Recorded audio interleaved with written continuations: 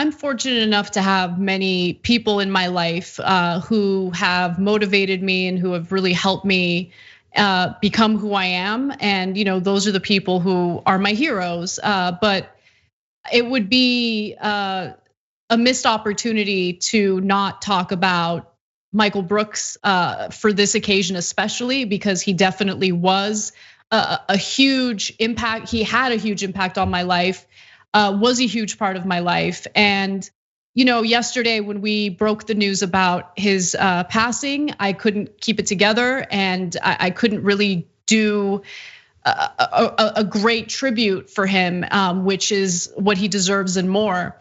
So I wanted to talk about why he had such a profound impact on my life. Michael Brooks is one of those rare people you meet who makes you want to be a better person, who challenges some of the perspectives or perceptions you have. As you guys know, I can be very salty at times. I think that groupthink is something that everyone gets sucked into, regardless of how strong-minded or strong-willed you are. And one thing that Michael really tried to drive home, and I really want to carry this out as well, is that we need to be forgiving toward individuals, but we need to be aggressive and vicious toward dismantling systems that disenfranchise people. And so I remember listening to one of his episodes where, one of these Karen stories broke, and everyone was talking about it. That day, I remember we talked about it, and he came at it from a place of deep empathy, right? Where he wanted to say, look, okay, what this person is doing is wrong, but are we okay with having people judge the entirety of who we are based on our worst moment that was caught on tape, right? Like that was essentially what his argument was. And by shaming this individual and subsequently destroying this individual's life, are we actually creating a better world for ourselves?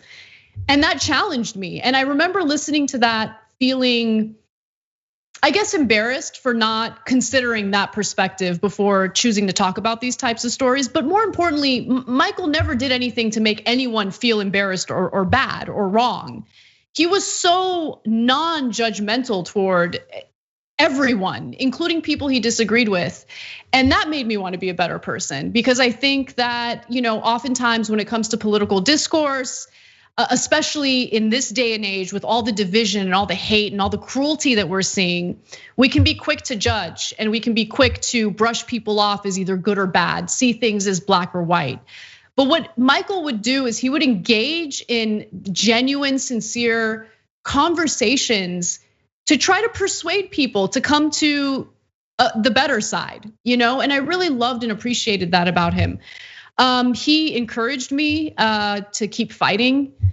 He believed in me, and I know that it sounds crazy to say that I need people to make me feel that they believe in me, but I do. And in my absolute darkest days, without giving him a hint that I was going through something, somehow he had enough intuition to contact me just to see how I'm doing, to ask how I'm feeling. Never because he was looking for something, never because he wanted a favor, but because he genuinely cared about me and cared about his friends and wanted to make sure that we were all okay.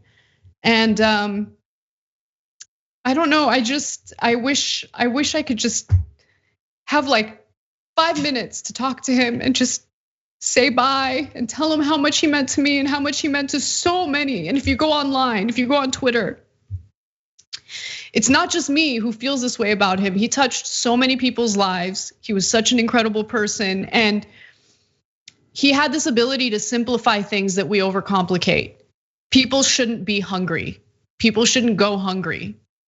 Simple, clear message, right? Put all of our differences aside, whatever other beliefs we have, no one in the world should live in poverty, go hungry, and live a life of desperation. And he was always so clear and so on point in that messaging. And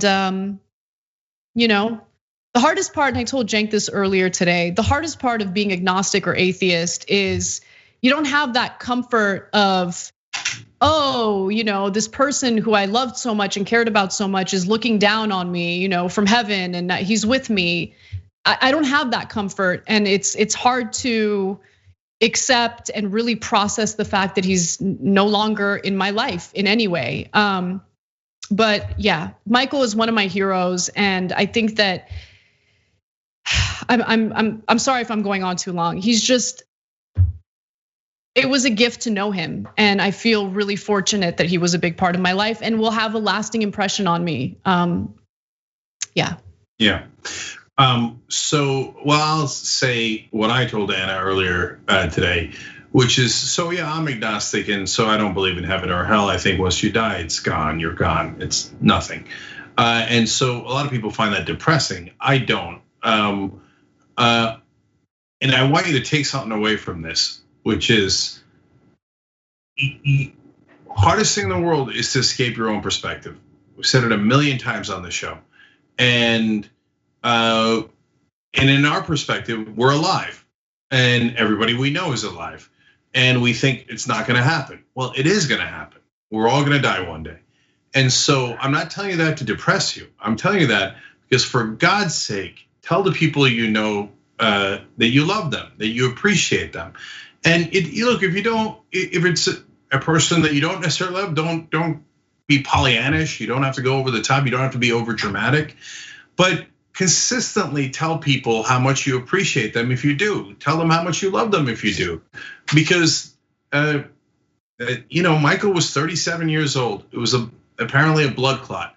So you never know. I talked on Old School, well, we recorded it yesterday, you're gonna see it later today, about a family friend of mine who we all loved so dearly, and I couldn't stop crying at her funeral, and she always looked out for all of us. Blood clot. Gets off a plane, dies in her own driveway, when they get back home.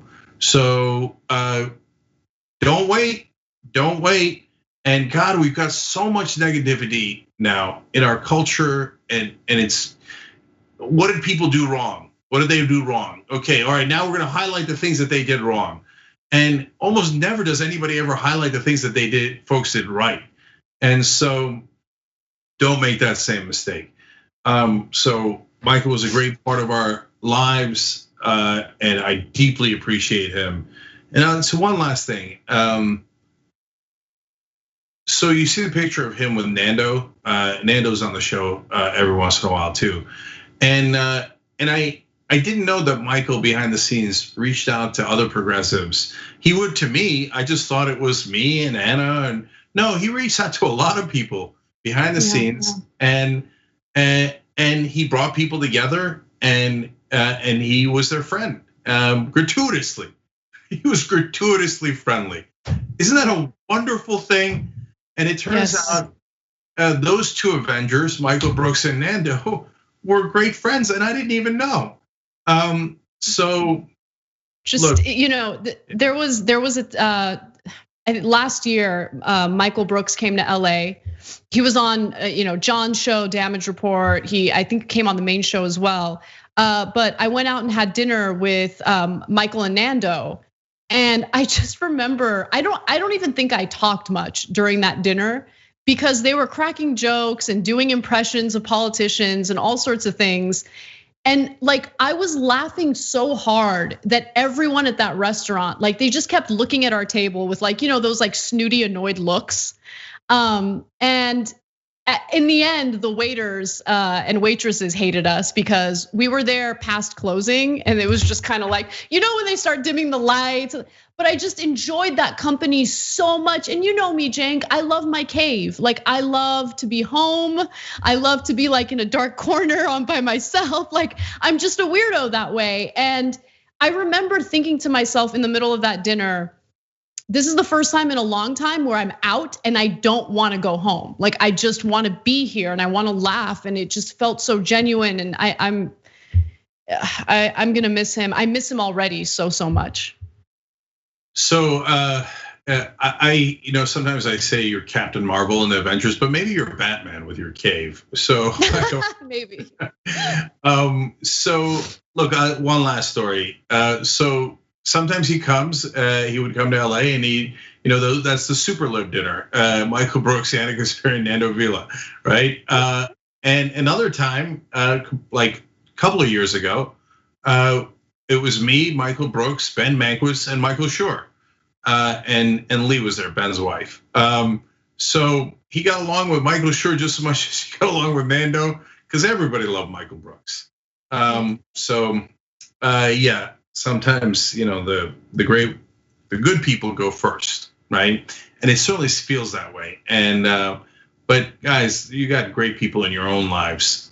I don't care if it's a cliche. Hug them and tell them so.